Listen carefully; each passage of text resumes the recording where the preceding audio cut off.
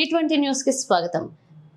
బొమ్మరాజ్పేట మండలం రేగడి మైలారం జడ్పీహెచ్ఎస్ ఉన్నత పాఠశాలలో స్వచ్ఛదనం పచ్చదనం కార్యక్రమానికి అవగాహన కల్పించడానికి పాఠశాలకు పల్లె దవాఖాన doctor Navyasri ANM Padma ZPHS పాఠశాల ప్రధానోపాధ్యాయులు శంకరయ్య ఎంపీపీఎన్ఎస్ ప్రధానోపాధ్యాయులు మల్లేష్ సార్ గ్రామ పంచాయతీ సెక్రటరీ నాగరాజ్ మరియు పాఠశాల ఉపాధ్యాయ బృందం ఆశా వర్కర్లు ఈ కార్యక్రమానికి హాజరై స్వచ్ఛదనం పచ్చదనం పైన విద్యార్థులకు అవగాహన కల్పించారు. ఇక విద్యార్థులు చాలా శ్రద్ధగా విన్నారు. పెట్ వెంకటయ్య సార్ పాల్గొన్నారు. ఎందుకంటే మేడం గారు ఇక్కడనే దవాఖాన ఉంటుంది కాబట్టి సార్ కూడా ఇక్కడనే ఉంటారు కాబట్టి మేము విద్యార్థులకు ఏం చెప్తామంటే మీరు మధ్యాహ్నం పోయి ముఖ్యంగా తినాలి, మీరు టిఫిన్లు కట్టుకోకూడదు, మీరు కనీసం కట్టుకురావద్దు, ఏమి కూడా కట్టుకొని రావద్దు. ఒకవేళ మీరు ఎవరైనా కట్టుకొని వస్తే తీసుకొని వస్తే వాళ్ళ పేరు రాపియాలి. మాకు ఇలా మొదలే రాపియాలి. టెన్త్ క్లాస్ వాళ్ళు ఇంతకుముందు ఇంటలేదు అనుకోండి, వాళ్ళ పేరు రాపియాలి. మనదే రాపియాలి మధ్యాహ్నం పోయి. అదేవిధంగా ఏ క్లాస్ వాళ్ళు కూడా తినమని రాపియాలి. అట్లయితే చెప్పవాలని చెప్తాను వాళ్ళను ఇంతమందికి తినమని చెప్తాం. కాబట్టి మీరెవ్వరు కూడా టిఫిన్స్ తీసుకొని రాకూడదు. నేను ఎందుకు చెప్తున్నా ఈ విషయం నా సాక్ష్యం కోసం చెప్తున్నాను సార్. ఇప్పుడు సాక్ష్యం డాక్టర్ కూడా చెప్తున్నాను, చెప్తున్నాను. మీరెవ్వరు కూడా టిఫిన్స్ కట్టుకొని రాకూడదు, మీరు ఏ కర్రీస్ కట్టుకొని రాకూడదు. మీరు అందరూ కూడా ఎవరు కూడా మధ్యాహ్న భోజనమే తినాలి.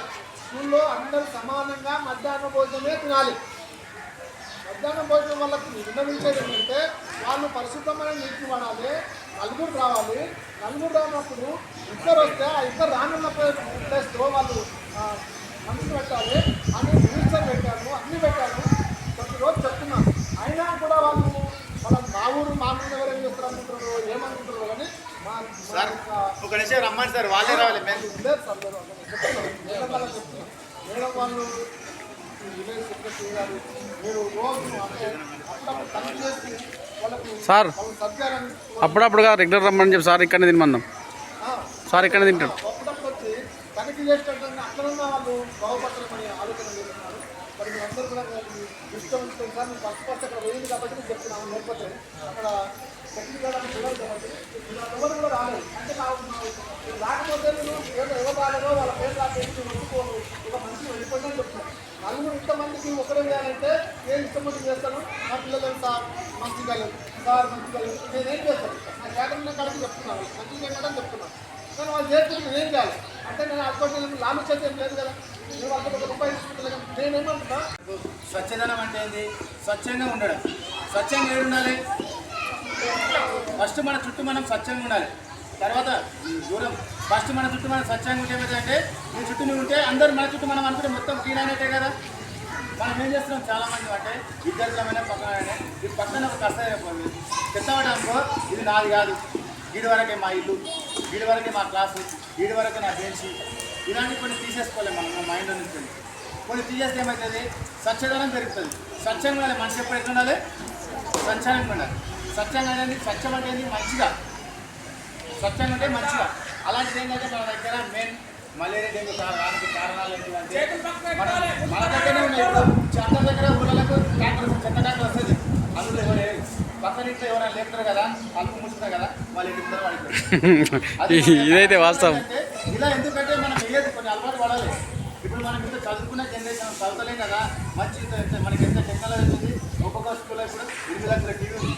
8 లక్షల టీవీ అంటే మామూలు విషయమా? అప్పుడు చిన్న టీవీ లేదు మీకు వెళ్ళేటప్పుడు. మనకి ఇప్పుడు యూటిలైజ్ చేసుకోవచ్చు, ఆన్లైన్ అయింది అంతా ఇది. కానీ మనం కొన్ని చిన్న చిన్న మిస్టేక్లు చేస్తున్నాం. కాలువలు ఉంటాయి, పక్కనే కాలువ ఉంటుంది, కాలువలకి లైన్ మోరి లైన్ ఇట్లా రోడ్ల పోతే వెళ్తూ ఉంటాం. ఇంకొకటి చాలా ట్యాప్ లోపల ఉంటాయి. మన ఊళ్ళలో వెళ్తుంటే నల్ల వదులుతుంది. పాపం ఒకరికి నీళ్ళరా, కొందరు ఐట్లో ఉంటే అందరికి సమానం భూమి దొరుకుతుందా? దొరకదు. కొందరు ఐట్లో మీరు చేయాల్సింది ఏంటంటే మీ ఇంటి దగ్గర నీళ్లు గుంతలో ఆగకుండా తీసుకోవాలి. ఆ గుంతనే మీకు డెంగ్యూ జ్వరం రావడానికి కానీ, టైఫాయిడ్ రావడానికి కానీ, మలేరియా రావడానికి కానీ ఆ గుంతనే కారణం అవుతుంది. ఎందుకంటే నీళ్ళు ఎక్కడైతే నిల్వ ఉంటాయో అక్కడనే దోమలు ఎక్కువ సంఖ్యలో పెరిగేటటువంటి అవకాశం ఉంటుంది. ఎందుకంటే దోమ గుడ్డు పొదగాలంటే కారణం ఎక్కడంటే నీటి ప్రదేశం ఎక్కడైతే ఉంటుందో, నీళ్ళు ఎక్కడైతే దమ్మలు ఉంటాయో అక్కడ మాత్రమే పెరగడానికి అవకాశం ఉంటుంది. కాబట్టి మనం ఏం చేయాలంటే ఆ నీళ్లు నిల్వ ఉండకుండా చూసుకోవాలి. నీళ్లు నిల్వ ఉండకుండా చూసుకోవాలంటే ఏం చేయాలి? ఇల్లు కూడా ఏంటంటే శుభ్రంగా పెట్టుకోవాలి. శుభ్రంగా పెట్టుకోవాలంటే గుంతలు లేకుండా చూసుకోవాలి. ఫస్ట్ మనము ఏడైతే మన పాత్రలు శుభ్రం చేస్తున్నామో అక్కడ అందరూ కూడా ఏంటంటే ఇంకుడుకుంటా ఉండాలని అంటే ఇంకుడుకుంటారు ప్రతి ఒక్క ఇంటి దగ్గర ఉండాలని అనుకుంటున్నాం. లేని వాళ్ళు కూడా దానికి సార్ చెప్పగలుగుతారు. ఓకేనా? రెండోది ఏంటంటే కొత్తదనం ఉంది. కంపల్సరీ మన భారతదేశానికి కానీ మన ఊరు వరకు చూద్దాం. మన చెట్ల నుంచి వచ్చేటటువంటి ఆక్సిజన్ పర్సెంటేజ్ ఏంటంటే 30%. అనలేదా? ఆ 30% చెట్ల నుంచి వస్తుంది కాబట్టి మన దగ్గర సముద్రాలు లేవు, చిన్న చిన్న చెరువులు ఉన్నాయి. వీటి యొక్క అడుగు భాగం నుంచి ఆక్సిజన్ వస్తుంది. నీళ్ళు ఎక్కడైతే ఉంటాయో పెద్ద పెద్ద చెరువులు ఉంటాయో నీటి యొక్క అడుగు భాగం నుంచి శిలాజాలం నుంచి ఆక్సిజన్ వస్తుంది. రెండోది చెట్ల నుంచి వస్తుంది. చెట్ల నుంచి వచ్చేటటువంటి ఆక్సిజన్ తక్కువ. మన బతకడానికి ఆక్సిజన్ కావాలి కాబట్టి కంపల్సరీ ఏం చేయాలంటే ఇదిగా ఒక మనిషికి ఎన్ని చెట్లు ఉండాలి తెలుసా మీకు? ఒక మనిషి పుట్టిన మనిషికి ఎన్ని చెట్లు ఉండాలి తెలుసా మీకు? తెలియదు. మన పోనీ మన తెలంగాణ రాష్ట్రం ఉంది కదా, అడవుల పర్సెంటేజ్ ఎంత ఉండాలి ఇంతమంది బతకాలంటే? అదే తెలుసా? తెలియదు. 33% ఉండాలి. అంటే 100 మంది ఉంటే కనీసం 30 చెట్లు ఉండాలి. 100 మంది పబ్లిక్ ఉండరు అనుకోండి, కనీసం ఎన్ని చెట్లు ఉండాలి? 30 ఉండాలి. అవునా లేదా? కానీ మనం ఏం చేయాలి? ఆక్సిజన్ వేరే వాళ్ళకి ఇవ్వాలి. కాబట్టి ఏం చేయాలంటే విధిగా చెట్లు ఇస్తున్నారు కదా సార్ వాళ్ళు, మీకు ఇష్టమైన మొక్కలు పెంచండి. ఉసిరికాయ మొక్క పెంచండి, మీరు ఉసిరికాయలు తినొచ్చు. అవునా లేదా? జామకాయ మొక్క పెంచండి, మీరు జామకాయలు తినొచ్చు. అవునా లేదా? దానిమ్మకాయ చెట్లు పెంచుకోండి, మీరు దానిమ్మకాయలు. మామిడి చెట్లు పెంచుకోండి. అవునా లేదా? ఎన్ని రకాల చెట్లు అడిగినా కూడా సార్ ఇవన్నీ సిద్ధంగా ఉన్నారు. వాటిని మీరు ఏం చేయాలంటే పెంచి పోషించాలి. అవునా లేదా? పెంచి పోషిస్తేనే ఈ కార్యక్రమం మళ్ళీ రాకుండా ఉండాలి. ఏమన్నారు? కొత్తగా ఈరోజు ఏం లేదు, మనకి ఇప్పుడు కలెక్టర్ నుంచి ఆర్డర్స్ వచ్చాయంటే ఈ ప్రోగ్రామ్ వచ్చేసి ఆల్రెడీ స్టార్ట్ అయిపోయింది. పచ్చదనం దాని గురించి అంతా వివరించిన చెట్లు పెట్టడం నీట్నెస్గా ఉంటుంది సార్ చెప్పారు. ఇప్పుడు నాకు వచ్చేసి